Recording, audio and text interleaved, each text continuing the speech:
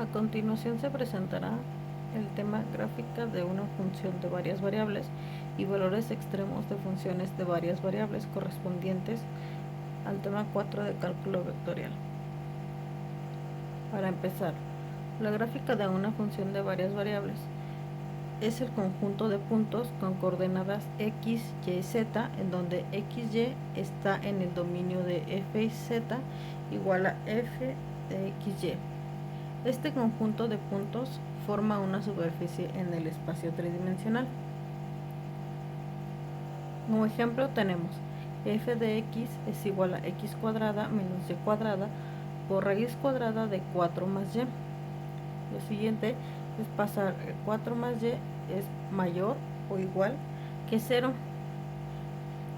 Lo siguiente es que y es mayor o igual a menos 4 y con esto determinamos que el dominio de f y todos los x y que pertenecen a r cuadrado tal que y es mayor o igual a menos 4.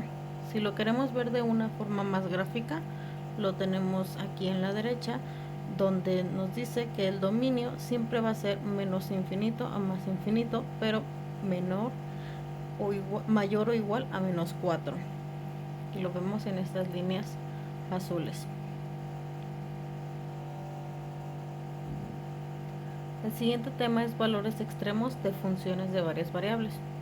Al igual que las funciones de una variable, las de varias variables también tienen extremos relativos y absolutos.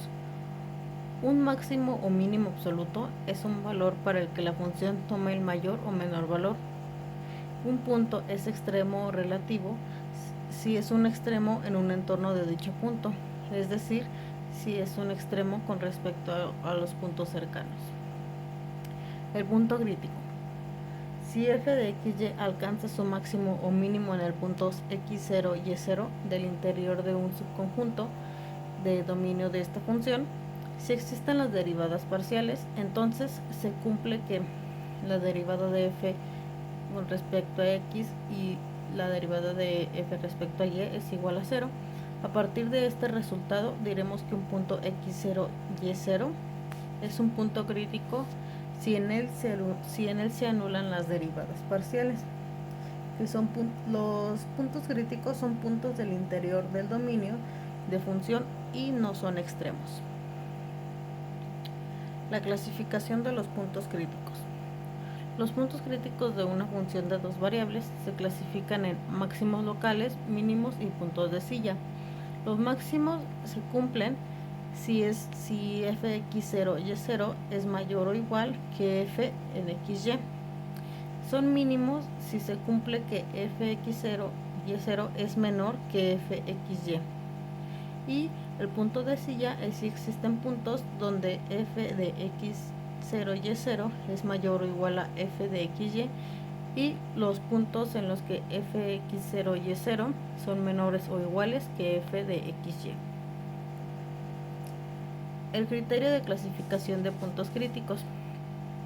Tomaremos que es un mínimo si d es mayor a 0 y la segunda derivada de ab es mayor a 0. Tomaremos que es un mínimo si d es mayor a 0 y la segunda derivada de ab es menor a 0. Es un punto de silla si d es menor a 0 y si d es igual a 0, este criterio no es concluyente. Vemos que este criterio no es válido si el valor es 0 y aquí se necesita de otro criterio para clasificarlo correctamente.